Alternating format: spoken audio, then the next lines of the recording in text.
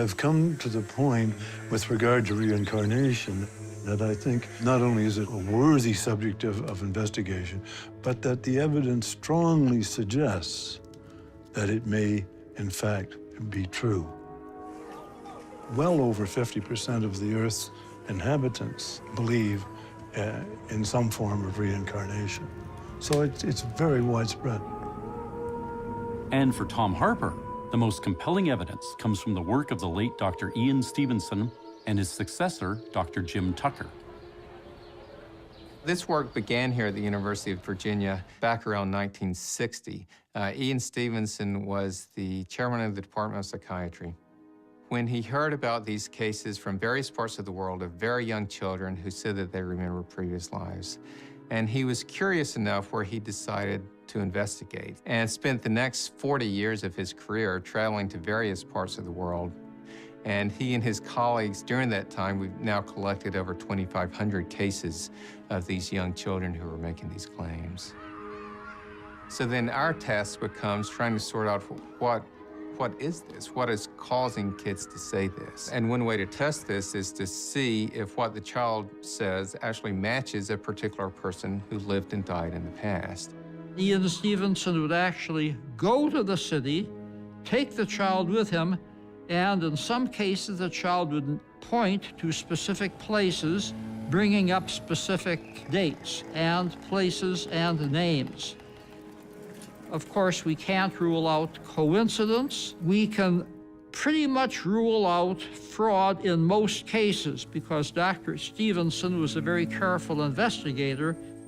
He wrote in an academic style and like a lawyer, presenting the witnesses, where the evidence came from. He had subjects take lie detector tests, sign affidavits. He was so concerned that the evidence would be accepted in the scientific community. We use the term solved and unsolved. And solved means that a previous person has been identified whose life matches the statements that the child made. Of the 2,500, it's probably roughly 50-50 the ones that have been solved versus not solved. Even to his dying day in 2007, he never claimed to the scientific world, I have got the ironclad proof. Remember, he had that skeptical spirit.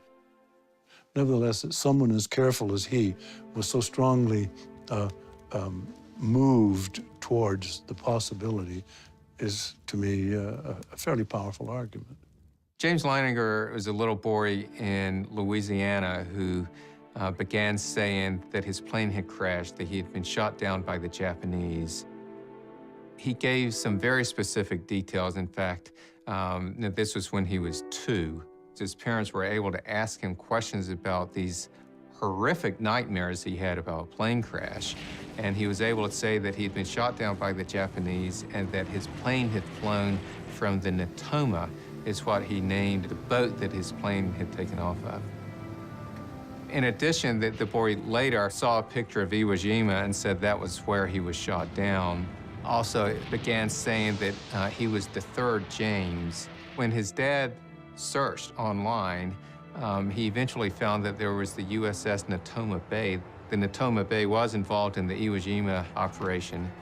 There was one pilot from the Natoma that was killed in Iwo Jima, and his name was James Houston, Jr. So James Leininger would be the 3rd James after the Jr. Another detail that James gave was that he had a friend named Jack Larson, and it turned out that there was another pilot on the Natoma named Jack Larson. The child was talking about a past life from more than 50 years before, which is unusual in our cases. So there was seemingly no way that he could have known the details that he came up with. Goodbye, James and Houston. His father was an evangelical Christian who was totally resistant to reincarnation. But his son gave out so much information about World War II. They said, you know, he could not have learned this watching Sesame Street. I salute you.